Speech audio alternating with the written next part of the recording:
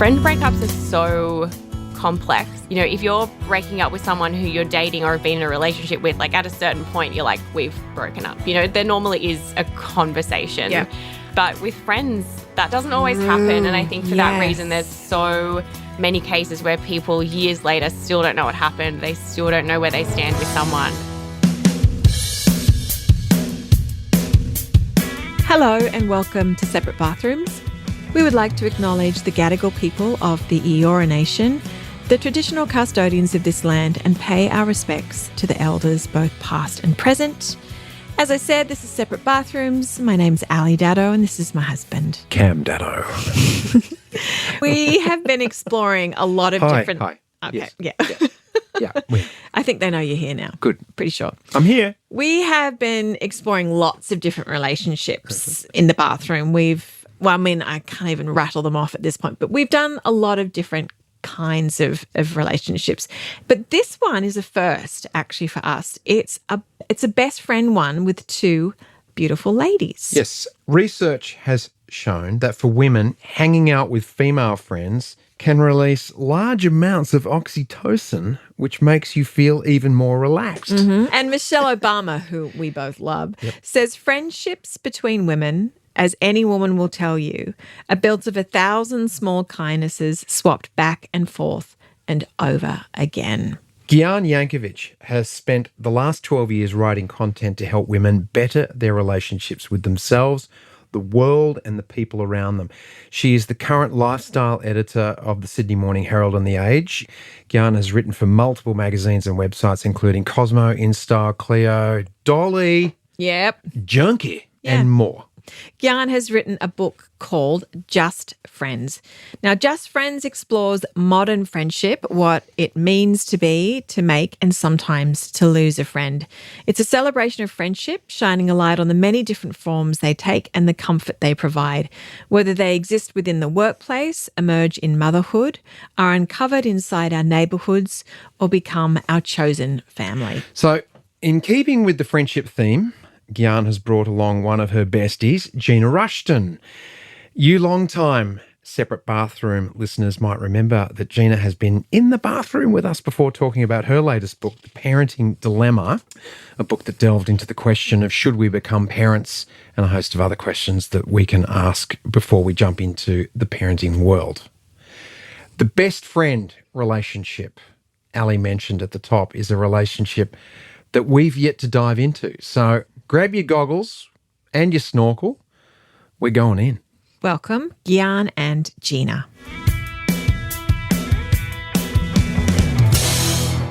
Welcome, Gyan and Gina, also known as the GGs. As of today.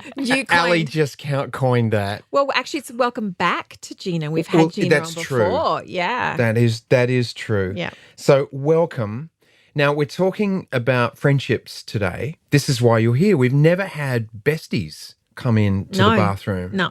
How did you guys meet? How did you become best friends? We worked together actually many years ago, about 2018, I think. Worked together at the same media company, but in different departments, doing different jobs, writing about very different things, and slowly made our way to each other. I thought Gina was exceptionally cool and wanted to be friends with her for a long time. But it's one of those things in the office where we didn't have a lot of crossover except for work drinks or in the kitchen, or, you know, we did a weird amount of extracurricular activities in that job, like trips to the zoo. So I feel like whenever there was any chance to chat to Gina, I would take it. But we became really close actually after I had left that job and I had moved overseas to New York. And one day out of the blue, I can't even remember what it was about now, but Gina sent me a voice memo. I don't know, do you both send any voice memos for voice notes? Yeah. Gina sent me one out of the blue. And I send carrier pigeons. Amazing. I mean, also a great way to correspond. Yeah. Gina sent me a voice memo out of the blue. No one had ever sent me one before. And that kind of kicked off a really close friendship. Is that telling the story right from your perspective? I think I just had a really good piece of gossip I thought you might be interested in from work? memory. And did you respond with a voice message? Yeah, I did. And then from then we kind of fell into this like these years where we were living on opposite sides of the world, but we were voice memoing near constantly. It was really interesting. And I remember kind of talking to my partner about it one day and being like, I talk to Gina more than I talk to like a lot of people, and kind of realizing that this person who I'd always really liked and definitely always considered a friend, but like she knew so much more about my, you know, deepest, darkest thoughts and like secrets and what was happening in my life than people who I was seeing every day, or a lot of my close friends who were still back in Australia. That's so interesting. So clearly it was, there was a level of intimacy that was just created through opening up over those voice memos. And that is a lot like a love relationship in a way too. And I feel that way making new friends now at my age. And I've had to do that. Cam and I have both had to do that since moving back from America. And it does feel like you're in a bit of a romance with a friend, because you've got to make who's going to make the first call and who's going to invite you out first. And it's taught me a lot actually about like being a good friend in a lot of ways. Like just keep going. Like for me, I'm like, it doesn't matter if they don't respond, or maybe if it's not that I don't respond because maybe I'm being ghosted for a reason. But yeah, just keep on asking, keep on, track them down. People get busy, but you keep on asking and you eventually get there. So why, Gina, did you choose the voice memo form of communication in that moment? Was it just so you didn't have to type it, text it out or something? Yeah, I think there's something more intimate about a voice memo, and I also thought it would be a more fun way to hear a piece of gossip, I think. Yeah, it's a really intimate form of communication. And in a funny way, I think you sometimes say things in a voice memo that you might feel a bit awkward or embarrassed or whatever to say in real life. Like I think it lends itself to a kind of intimate form of communication. It's funny because, that we became really close while it was sort of like a long distance friendship in a way. And then by the time Gyan moved back, we just sort of slotted into each other's lives. And what have you had some adventures since you've returned to Australia? Have you done some things together or? Oh, I mean, I just see Gina so much. I think like one of my favorite things about Gina is that when you are with her, she makes plans for the next time to see you. Like you don't leave the plan without being like, that's good. Okay, so like when am I seeing you next? Like what are we doing next? And it's funny that you bring up that comparison with romantic relationships, because it is the same with new friendships especially. And I think as well, I remember again saying to my partner when I think it was actually when I was coming back to visit Australia before I moved back, I was catching up with Gina and it was the first time I was seeing her since we'd become really close. And I was like, oh, what if it's a bit weird? Like regressing from this relationship that existed only in my phone, because we weren't even doing video calls, we weren't even having phone calls, it was all voice memos. And I was like, what if it's a bit weird seeing her face to face? And it obviously wasn't at all, but it is funny how you have to address kind of those changes in communication, those changes in how much you see someone, how many plans you make with them, how often you expect to see them. But it's great with Gina because there's never that kind of mystery of when am I going to see her again, because before you leave that activity, you have it locked in. I love that. I love that because there's always that awkward moment when you are hanging out with someone new and you don't make a plan and you've just been out for a couple of beers or whatever, or, I know I talk a lot about golf, I know, on this podcast because I seem to do it every second day. Much to my wife. Do you mean play golf or talk about golf? I talk about golf every day, but I play every hour. Second Let's go. day. Let's go with that. But there's this moment where when you finish playing golf with new guys, right, and you've had a great day, and then it's that shake hands on the 18th, and it's not like, well, let's do this again next week. It's just, well, that was great. Thanks, mate. Oh, yep, see you. And you're going, awkward. And you don't know. You just kind of got to let it go. And sometimes it's like, I really enjoyed playing with you today. Can we do it again? Nah. I know. It's vulnerable. Nah. It's vulnerable. Yeah, you're right. And we're lucky because we're both actually really needy friends.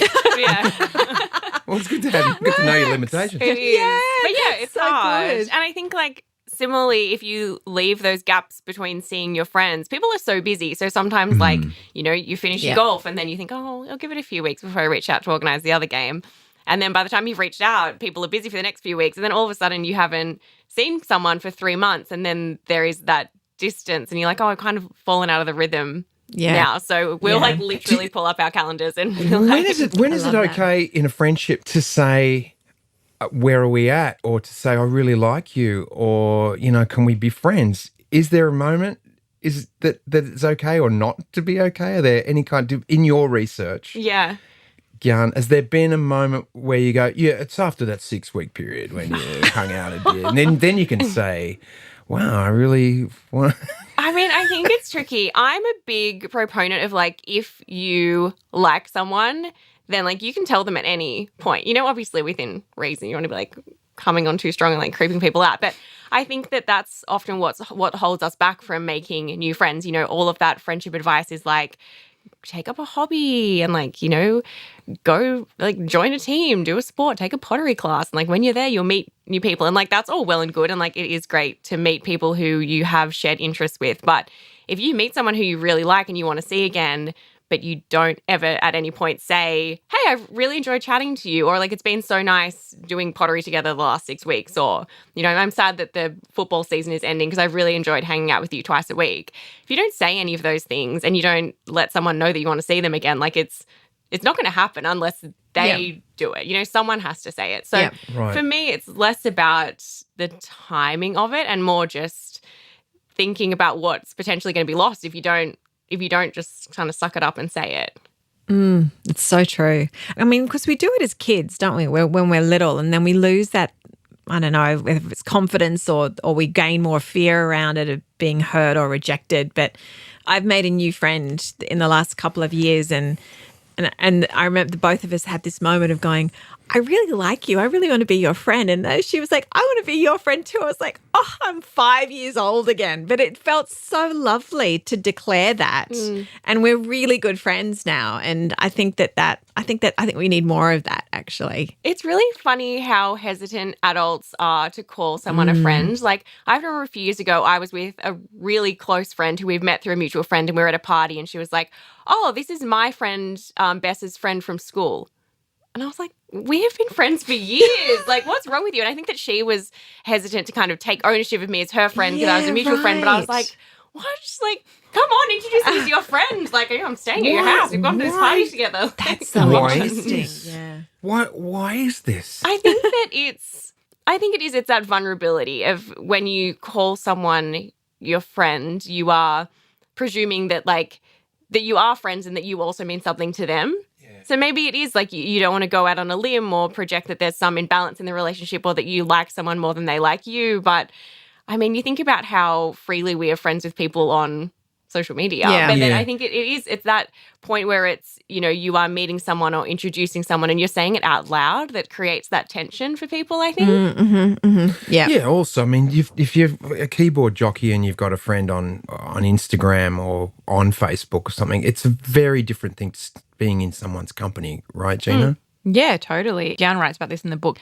It also makes us feel like we're keeping in touch with someone when we might not be. Like if you're reacting to something, liking something, saying that they look gorgeous in that dress, or occasionally replying to an Instagram story, that's not always the same as you feel like you've caught up with that friend, but you actually haven't. Yeah, right. In a deeper sense, I guess. I've had situations where I have worked with someone and then not seen them for years and then seen them on Instagram and then like their stuff and go, hey, and then now I'm in another city and I can see them in a restaurant talking to someone and I'm like, I'm going, oh, awkward. Do I go in and it's a restaurant of a hotel that I'm staying at, so I'm going to go in there anyway. Do I walk in there and say, hi, this is really weird. Are we friends? I mean, it's a strange thing, isn't it? Because you can sort of perpetuate a friendship online, but then there's that moment where it actually calls me to take the action and step in the presence of that person. I really question whether the friendship is real or not. Yeah, I mean, it's a lot easier to be friends with someone online because the definitions are so clear cut. You know, you're either friends, you follow each other, or you're not connected. Yeah, not a lot of stakes. And I think that ease is why a lot of us feel so much more comfortable talking to people on social media. And I'm the same. Like, everyone's done it. You know, there's someone who you might be like, happy birthday. But then you walk past them in the shops and you're like, oh, I'm going to maybe pretend that I didn't see them and hope they didn't see me because it might be a bit awkward to stop and chat. Like, that's such a relatable situation. What was the inspiration around writing the book, Just Friends?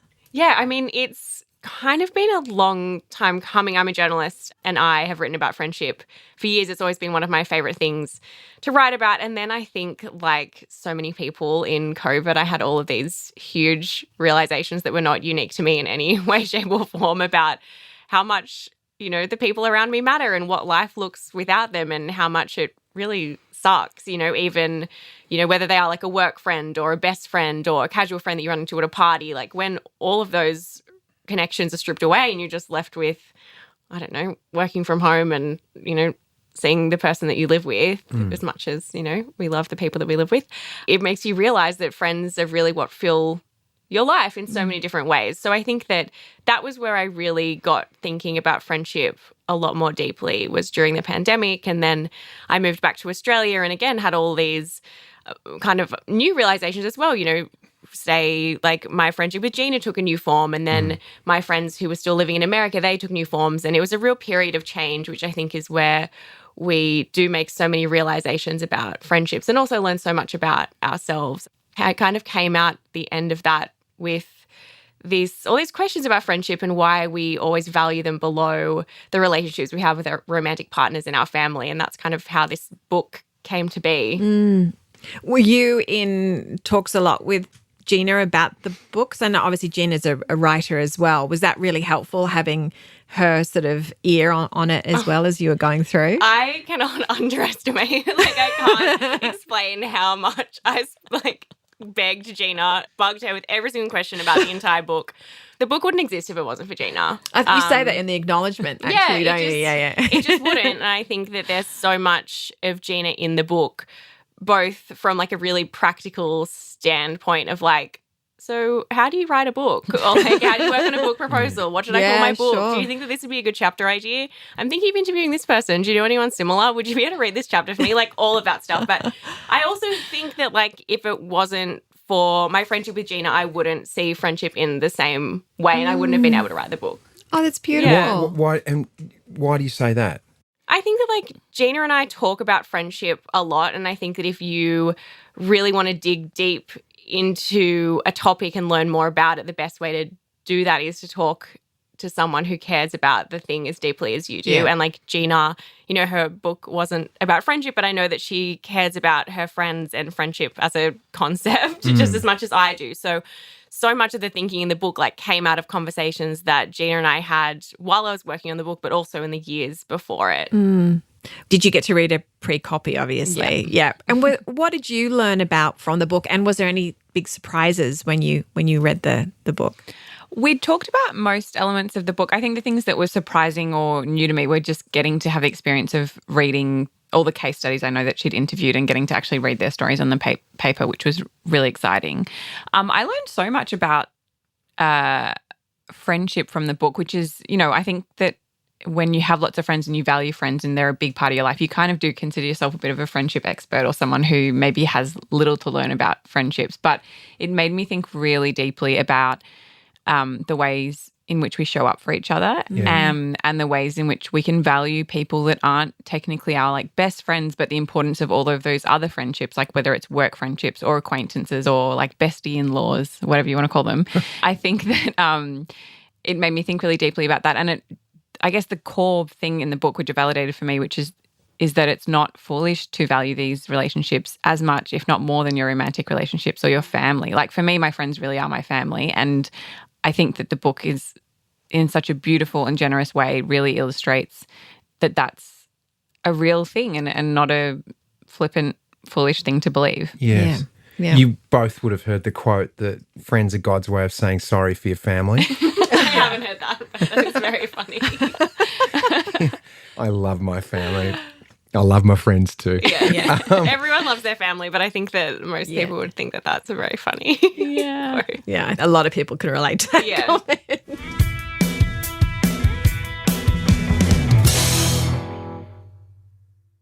Did you guys make friends easily growing up? I think so. But for me, it's always been a few close friends. I definitely still don't consider myself someone who has a massive friendship group, which I think that a lot of people assume that means you are a friendship person. Like if you have plans every weekend and you've got like the core group and you do things together and you have all these traditions and like, you know, you can throw these huge birthday parties where so many people come. Like I've never been that person, but I have always had people close.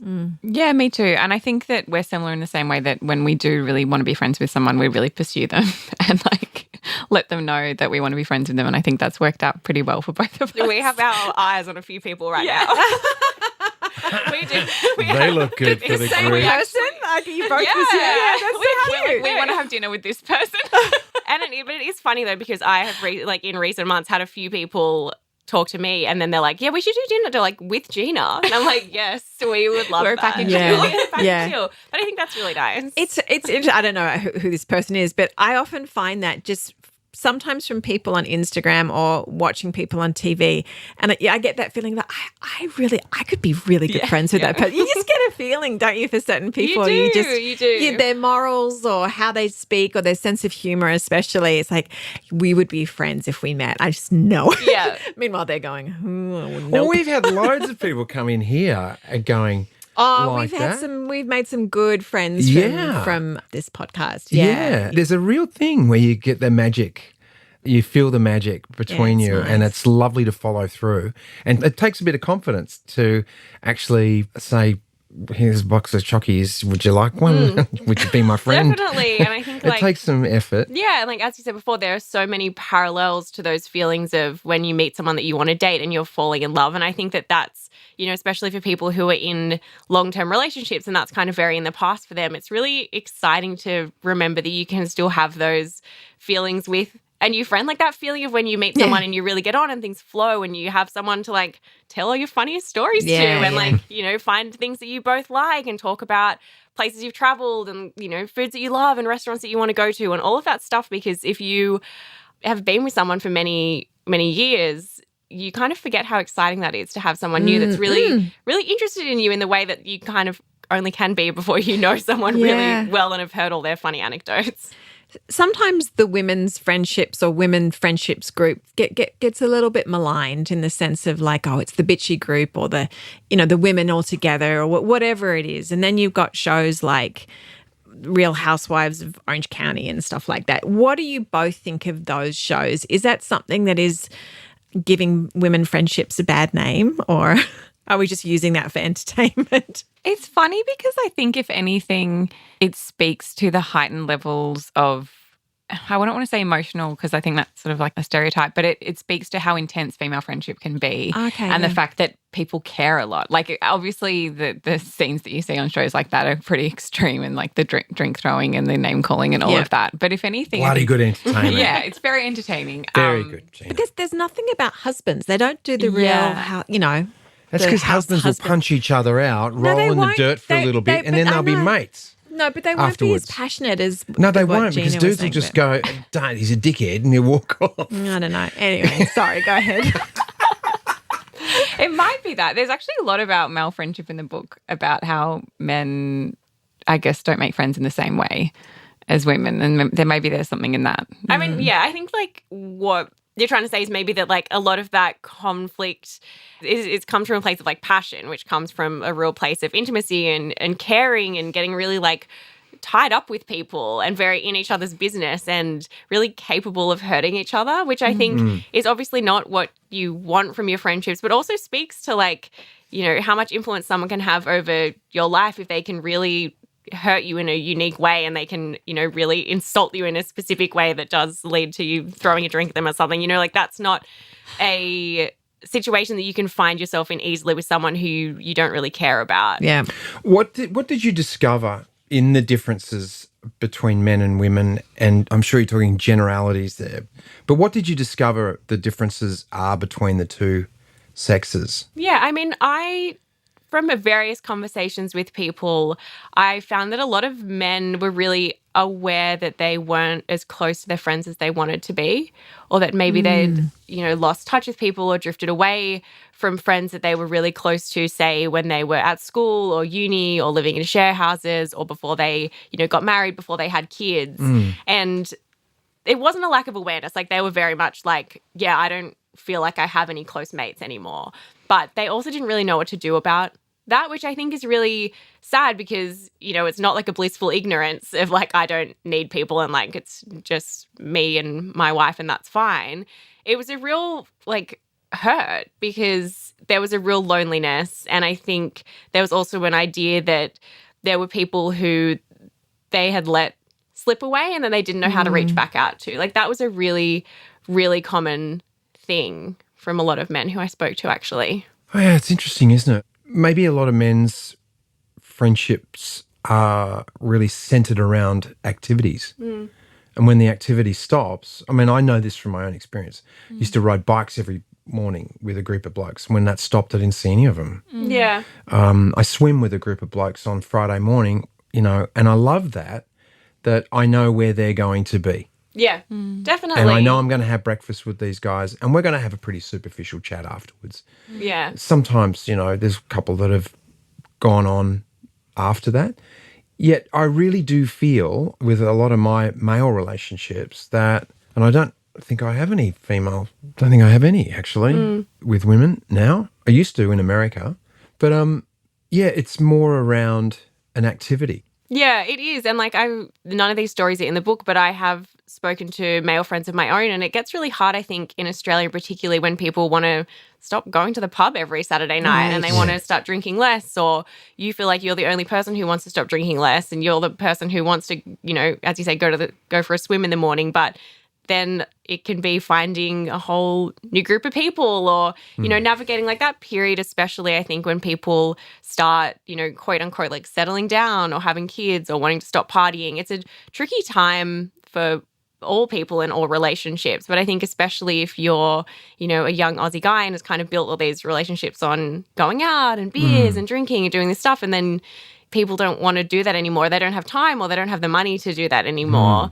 It can feel really hard when you lose that anchor in a friendship. You write in your book about friendships that break up. Could you give us one of the most heartbreaking ones, a little bit about that? Yeah, I mean, there's a few different case studies of friendship breakups in the book. I spoke to a woman who she ghosted her friend actually, and the friend ended up writing her a really emotional letter.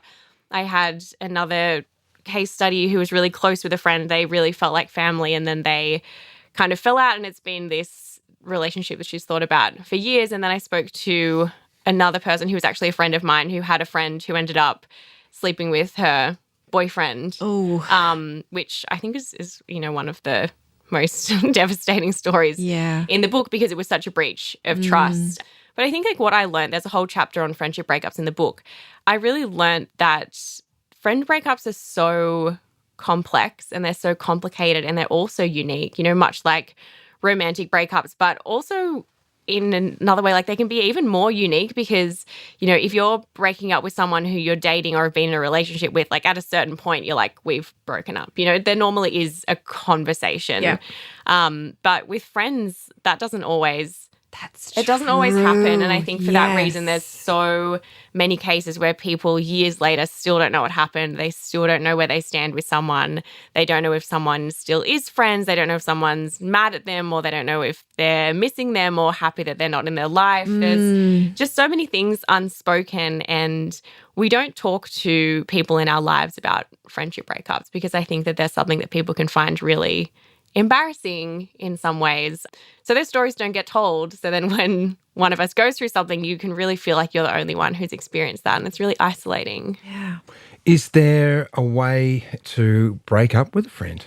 I mean, I talk a lot in the book about the different ways that we approach conflict in friendships and relationships. And there was some research actually that found that we're much more likely to take active approaches towards conflict in our romantic relationships, you know, whether that's sitting down and talking about it rationally or it's having a huge fight with someone, but we're way more likely to be passive in our friendships. So that can either be ghosting and ignoring someone or just not talking about it and pretending that the conflict didn't happen. And like that's definitely, I found that really relatable. I think for that reason, like the conclusion that I kind of came to is that we need to be more active, like not to say to go pick a fight with a friend, but if someone does hurt you, like I have no problem if my partner has done something to upset me saying, hey, like that hurt my feelings when you said that, or when you weren't at this thing, or when, you were late. And similarly, he does the same for me. But I even don't put that into practice with friends. And I think that, it can sound a little bit crazy to be like, stop picking fights with your friends, but it's not really that way. It's like opening up those communications.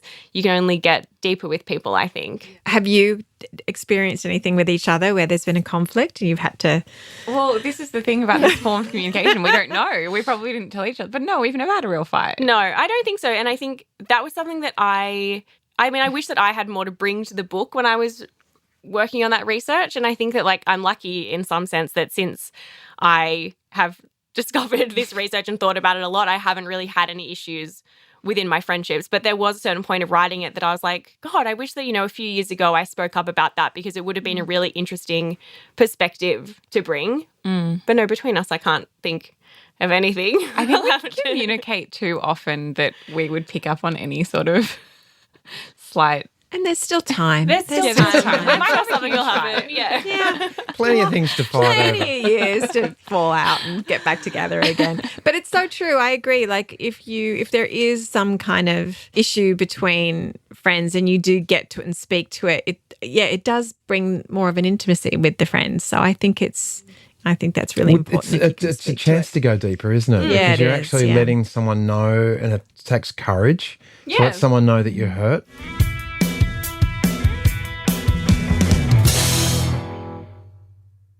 Do you think that relationships with our parents, like watching your mum, say, me for my dad, watching my dad have his friendships, is that something that would inform how you do friendship? It's definitely been the case for me. So my parents are separated and my mum was my primary carer, and she was someone who spent most of her time. She didn't get into a relationship for like 20 years after the marriage. So she had heaps of friends, and friends were just like so important. There was always someone over for dinner. We were always at someone else's house. There were just people coming in and out of the house all the time. So for me, I was like, friends are supposed to be around all the time and a really active part of your life. Yeah. So that was definitely really formative for me.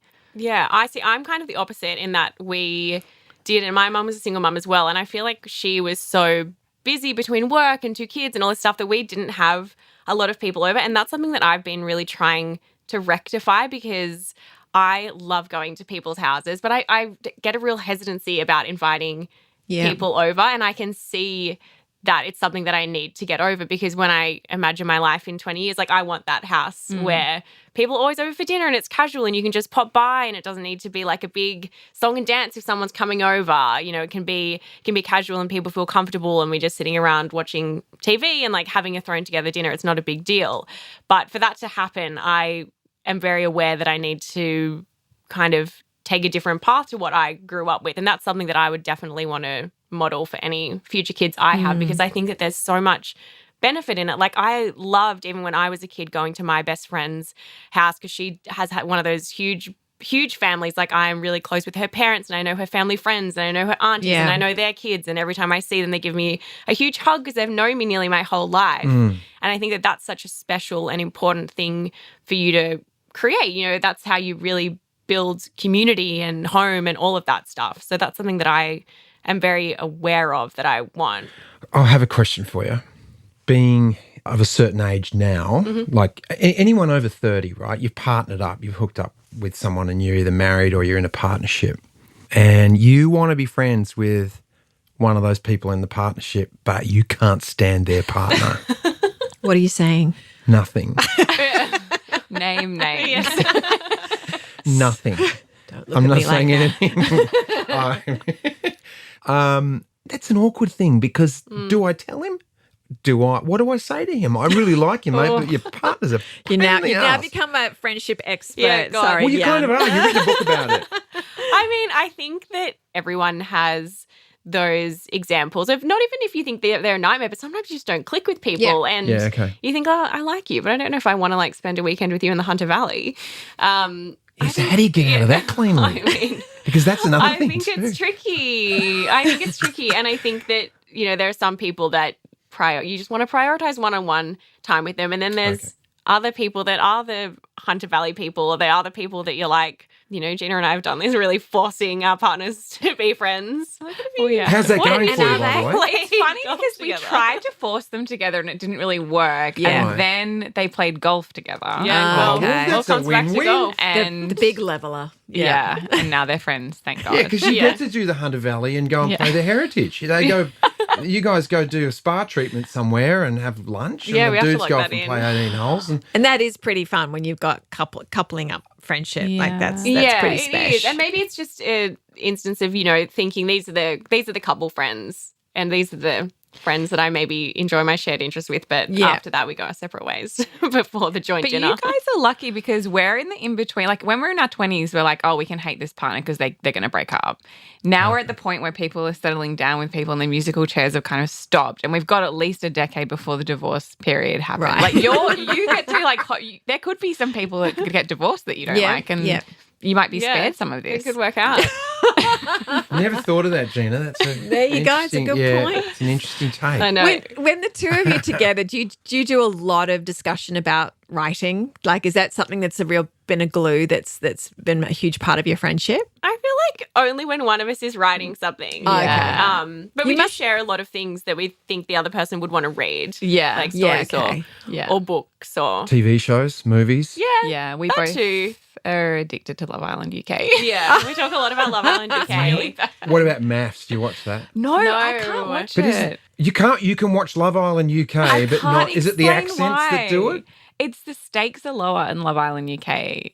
They just feels kind of silly and frivolous. It's not like people's lives being ruined. Yeah, and on Maths, I'm like, oh no. Yeah, Maths is another level. I have watched it before. It is. Yeah, But- it can be. That's really funny. What do you both say to women who struggle to make friends? How do they go about it? What do they do? What I recommend for people is like adjusting expectations around making a friend. I think that when people think of the kind of friend they want to make, you jump straight to potential best friend, lifelong friend, we'll be so close, we'll be in each other's pockets. And I think that sometimes it can be worth asking yourself, like, why do I want to make a friend? What kind of friend do I want to make? Because often that can be a simple thing like, I want someone to go to gigs with. And it's like, okay, criteria for that. A person with free time that lives in your area that likes the same music as you. Yeah, right. It doesn't have to be someone who you want to talk to about everything, you want to go away with, you want to, share all your secrets with. It just needs to be someone who's available and likes the music. And once you kind of limit down that criteria, the pool of people really opens up. And then I think that you can meet someone and then you go to the gig and you're like, great, I've made the friend that I was looking to make. I think that we set ourselves really high expectations when it comes to making friends, which I think is why it's really hard because it's so rare to find someone that you do really click with and that you can think that's a potential close friend. But you can be a bit easier on yourself and they don't have to be perfect. They can just be someone who you're happy with to, chat for 45 minutes. So it doesn't have to be everything. You don't have to have all the ingredients. It can just be the tomato sauce friendship. Yeah, I think so. And that's still sometimes you get to enjoy Yeah. a pie as well. Would you agree with that, Gina? Or what's your... Yeah. Also, I feel like I used to be not very good at making friends with other people's friends. Like I'd go to a party, I'm like, I know these people. I don't really care about the other people here. I'm going to have fun with these people because I know them and I'm going to know what I want to talk to them about. I know I want to dance with them and we're going to have a fun night. And I was not very good at like making small talk with, because I was just like, I can't be bothered. And I feel like as I've gotten older, I'm genuinely interested in people's friends. I'm croaking. But also you could just find a really good piece of gossip and send a voice memo to a former colleague and see what happens. See where it lands. Yeah. But I do think like that's a good reminder. I think that people underestimate that the potential for friendship really is everywhere. And, especially at work, like a lot of us don't want to become best friends with the people that we work with, but there's a certain tier of intimacy that a lot of people are comfortable with. And you never know whether in a few years there's someone who you might want to circle back on. And I write this in the book, like when we think about a new friend, we think that it's someone we haven't met yet. And that's not necessarily always the case. Like if you want more friends, is there a friend in your past you could reconnect with? Is there someone who you have met into a party or you find yourself, you keep running into them? Or is there that person on Instagram that you think is really funny and you chat sometimes, but you've never suggested getting a coffee? Like oftentimes the people who could be our friend already in our lives, we're just kind of ignoring them, thinking that we'll walk down the street and like bump into our brand new friend by coincidence. True. Yeah, I liked what you said before about that, and that's really taking action. I mean, action's going to be the thing that is going to put you over the line rather than leaving it up to chance. Yeah, it is. And I think like intention is at the heart of any kind of healthy relationship, but we're just not used to talking about how much you have to try with your friends. But you do. Like, you can't take it for granted. Yeah. Same Absolutely. with a marriage. Yeah. Yeah. Exactly. Right, honey? Right, darling. What is it that you're most grateful for about the friendship you both have? Ooh, I think that we can talk about anything. And I think that I have so many friends that I love and cherish, but there's definitely a tier system of like, not of who I love the most, but a tier system of like, who could I go to with like literally anything that I have done, thought about, want to do, and get advice from a place of like just love and no judgment and honesty. And that's like a very rare thing. Yeah. I think I value, you actually write about this in the book, with the fact that we talk about really silly things like Love Island, or like I usually know what Gyan's had for lunch most days, but also we talk about really deep, intimate, personal things. And I know that there's not a time of the day where either of those conversations can't happen. And that's like really rare, I think. In a friendship. Yeah, and that you can jump into them. Like it wouldn't be like, oh, I've got to talk to someone about this. I better set it up and ask if I can have time. And it feel like a big deal, or walk away from a conversation when you're like, oh, did I just share too much? Like, are they going to walk away and tell someone or judge me? Or, you feel that kind of emotional hangover. But I never feel that way. I think because the conversation is so continuous. Yeah. It's like, I feel like we're always in touch, that it wouldn't be that weird if I, at 3 p.m. in an afternoon, like, sent you a message. I mean, depending what it was about, it might be a bit shocking, but like, it wouldn't be shocking because it would be out of step with how we talk with each other. Yeah. So there's a consistency there. Yeah. And we both try, like, we both make a lot of effort for each other, which I think is important. Would you be worried if one of you kind of left it for a few days and left it without saying? I would be beside myself. What's happening? I think that like I would come knocking on your door. Are you alive? I think that we also in a good habit of like saying like, hi, I'm sorry I haven't replied to this properly. But like, we keep making these comparisons, but I think that this is for a reason. It's the same as if you were in a romantic relationship with someone. Like, you would let them know, like, hey, I'm sorry, I've been really busy. I loved, listening to this voice memo. I'm thinking of you. I hope that today went well. I'm going to reply properly when I have a second. Yeah. Which people aren't in the habit of doing. Not these days. I don't do that not to everyone these days. either. Yeah, I don't think so. Yeah. There's not a lot of checking in these days. I got a mate as a new friend. He checks in with me every couple of days. How was this? What was that? And I'm like, ooh, Yeah. kind of nice. Yeah, it's It lovely. is nice. A little bit creepy, but it's kind of nice. It's nice when people remember No, it's good. that you have stuff going on. Yes. And it sounds like such a little thing, but, and that's something that Gina is really, really good at, like remembering when you have an appointment or, your mum's coming to stay, or you've had, like a friend that Gina doesn't know is having a baby or something like that, like just checking in. How was that? Like, did you have the baby? How's the appointment? How is this meeting at work today? It's such a little thing, but it's a real active decision to commit that stuff to memory, because it's so easy to not do it and to not follow up and just expect that they'll fill you in. And I think that starts to sort, for me anyway, it starts to sort for me where my friendships lie, where the people that do remember that do check in, that go, I know your mum's been sick. How's your mum this week? And sometimes it's the people that I don't think I'm even that super close to, and then I feel really close to them. Yeah. So, it's those, I think that's such an important part of making friendship, really. I mean, that's really a huge key, isn't it, as well? Like, to remember those moments, to check in, like Gina does with you. I'm sure you do it with Gina as well. It's nice to know that you matter to someone. That's really... It is. And it's a so great true. gift you can give someone else. Go, you matter to me. Yeah. I'm curious about you. Yeah. I want to know. Are you okay? Yeah. You talk about, I know we are running out of time, but I love this too. You talk about celebrating friendship milestones in your book. Just explain a little bit about that, what that is. Yeah, I mean, I talk a lot in the book about tradition and ritual and, all these things that we know that we have in romantic relationships where we have like engagements and weddings and anniversaries and all these things. And I loved when I was doing some interviews for the book hearing about other people's milestones that they have with their friendships and how they have celebrated that. Like I spoke to these 2 women who literally threw a friend wedding that kind of lined up with their 30th before one of them was moving overseas. That's beautiful. It was so nice, and they did speeches and they got some friends who were in a band. Like they basically just threw a joint party, but the theme was wedding, so everyone came like as a bride or a groom or like a flower girl, and it was I've seen the photos. It was incredible, and I just thought that was so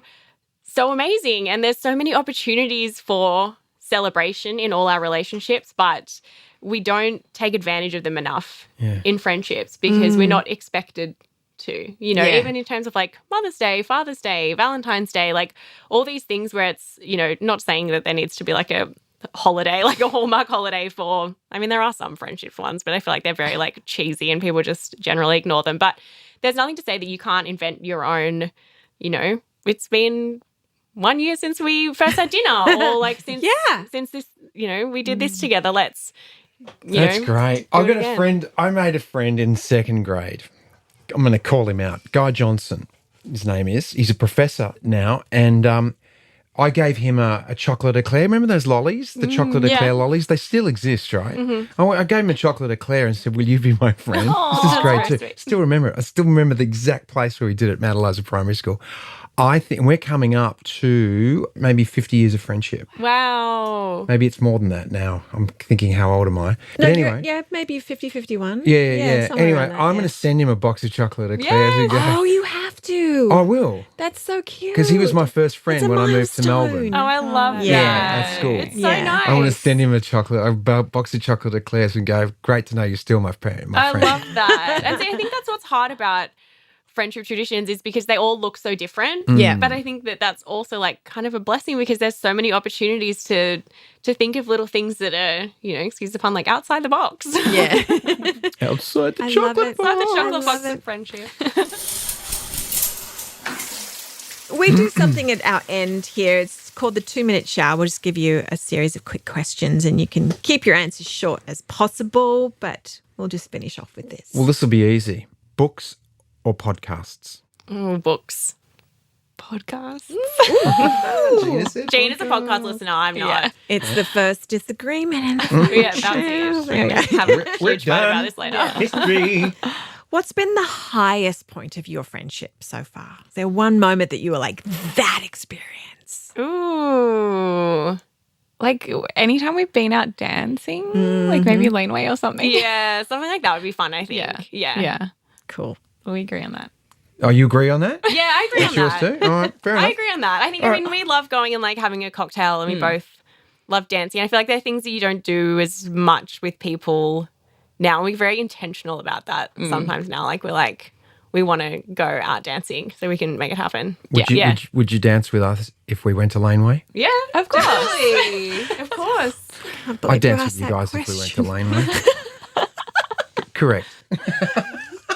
Okay. What the world needs now is... God. So many things. More friends? Yeah, friendship. Ding, ding. Yeah, I mean, friendship is... It sounds so cheesy, and this is something that I have really come up against a lot with my book, because the things like friendship and kindness and care, they're so easy to brush off as something that is so cheesy. And like, of course, that's nice to have, but really, like, care is at the heart of everything that matters, I think. Well said. One word to describe each other. Thoughtful. I've just got so many. I already regret mine. No, I've got so many Shouldn't have said that. I know, because I want to say like empathetic or something. That's what I was going to say. It's not like, I need something a little bit more like sparkly, like, and fun. But I think empathetic is going to be the you have to say one. Okay, empathetic is the one that I picked. Empathetic with sparkles on top. Yeah, We'll go with that. Yeah, We'll go with that. Thank you. Gyan and Gina, thank you so much for coming in. Gyan's book is Just Friends and it's out now. Yes. Yes. Yeah, perfect. Thank you both for coming in and talking about friendship. That was very fun. That was fun. We love friends. We love friends.